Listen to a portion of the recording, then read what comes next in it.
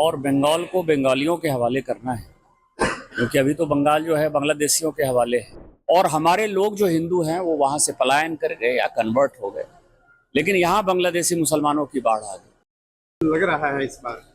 देखिए, बंगाली अस्मिता को लौटाना है और बंगाल को बंगालियों के हवाले करना है, क्योंकि अभी तो बंगाल जो है बांग्लादेशियों के हवाले है।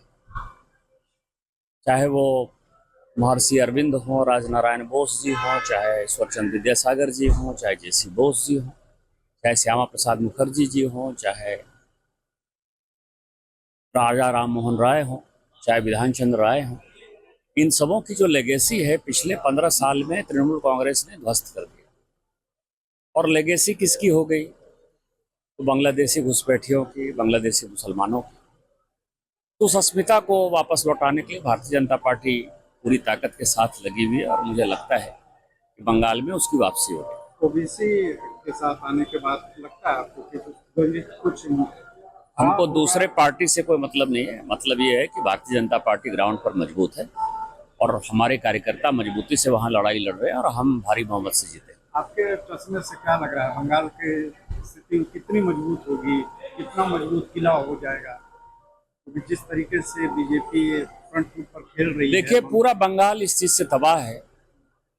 आज ही पैक्ट हुआ था 8 अप्रैल 1950, दिल्ली पैक्ट था नेहरू और लियाकत के बीच में, जिसके कारण कि पूरे बंगाल की डेमोग्राफी बदल गई, पूरे असम की डेमोग्राफी बदल गई और पूरे त्रिपुरा की डेमोग्राफी बदल गई। आज ही दिन है वो। और उस कारण से भारत तो सेकुलर राष्ट्र हो गया, लेकिन पाकिस्तान जो है वो इस्लामिक राष्ट्र हो गया, बांग्लादेश इस्लामिक राष्ट्र हो गया। और हमारे लोग जो हिंदू हैं वो वहां से पलायन कर गए या कन्वर्ट हो गए, लेकिन यहाँ बांग्लादेशी मुसलमानों की बाढ़ आ गई। तो आज के दिन सभी लोगों ने जो है, चाहे वो बंगाल के लोग हैं, चाहे असम के लोग हैं, सबों ने शपथ ले रखा है कि बांग्लादेशी घुसपैठियों को यदि खदेड़ना है तो भारतीय जनता पार्टी ही ऑप्शन है।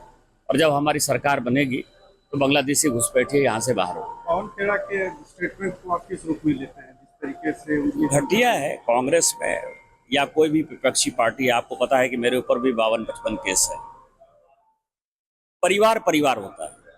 मुझे आज भी नहीं पता है कि हेमंत जी को कितने बच्चे हैं। इतना होने के बाद भी राजनीति में एक मर्यादा होनी चाहिए। किसी के बहन के ऊपर, किसी के वाइफ के ऊपर, किसी के बच्चे के ऊपर, किसी के माँ बाप के ऊपर जो भी इस तरह की घटिया हरकत करता है वो हमेशा निंदनीय है।